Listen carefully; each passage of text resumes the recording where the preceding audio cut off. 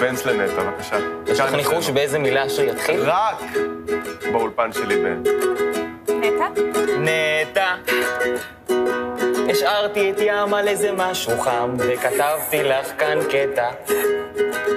אני זוכר את הרגע שנפגשנו כאן, הכרת לי את ניצן, וסיפרתי לך על ג'ינג'יס חאן. היה מצוין. ואז לפתע הגיע ים, לקח אותך משם, לשיר איתך איזה שיר מטומטם. עכשיו הוא הבם, סתם, אבל נטע, יש לך מקום אצלי בגהנום, כמה חבל שאת לא מתה. אין מה לפחד, חבר שלך שאולי אני מעולם אחר, ויש לי חולדה במקרר, אבל כשאת איתי